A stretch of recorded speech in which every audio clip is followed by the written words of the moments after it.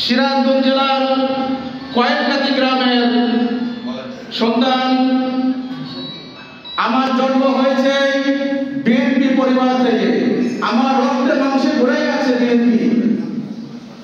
আর আমাদের এখানে যে মঞ্চের পরিবার সবাই সকলকে বলবো, আপনারা আমার শুধু পরিবারের একটা সদস্য না, আমি মনে করি আপনারা আমার রক্তের সম্পর্কে আমার ভাই।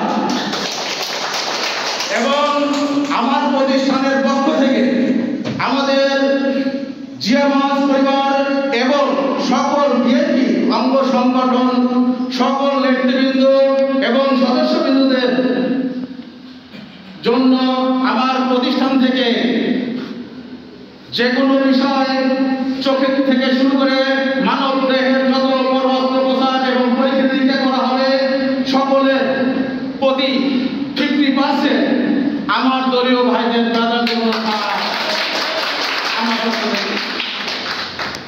যেমন আমি সন্ত্রাসী ক্ষমতা থাকা অবস্থায় আমার অনেক নির্যাতিত হতে হয়েছে, আমাকে আজও বিভিন্ন জায়গায় থেকে আমাকে বিভিন্নভাবে হুমকি প্রদান করতেছে, আমি নাকি আওয়ামী লীগ পরিবার সন্তান, এরকম অনেকে বলে। দুঃখের বিষয়, তারা আমাকে বিভিন্ন প্রকার মেরে ফেলার হুমকি দিয়েছে, সে কল রেকর্ডিং সবই আছে আমার কাছে। আমি আসলে অনেক দুঃখ কষ্টের মাধ্যমে এই 17 বছর এই প্রতিষ্ঠানকে ধীরে ধীরে গড়ে তুলেছি।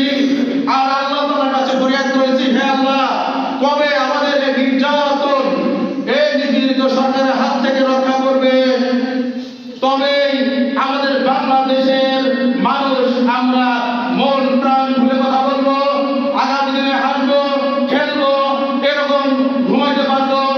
আজ আমরা 17 বছর কোনো মঞ্চে কথা বলতে পারি নাই, কোনো সুযোগ পাই নাই। আমরা সুযোগ পেয়েছি কথা বলার জন্য, অনেক কথা মনে আসে, কিন্তু সময় স্বল্পতার কারণে অনেক কথা বলতে পারি না।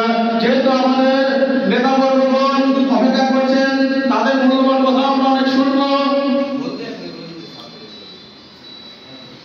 আমরা এমন একটা রাজনীতি দলের সাথে সম্পৃক্ত, জিয়ার সৈনিক, জিয়ার পরিবার আমরা সবাই আবদ্ধ।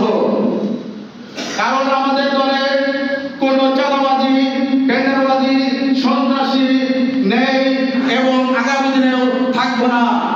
আমরা রাজনীতি করব স্বচ্ছতার সহিত এবং আমরা দেশবাসীর মানুষকে ভালোবাসা দিয়ে আমাদের দলের পক্ষে কাজ করতে হবে সঠিকভাবে।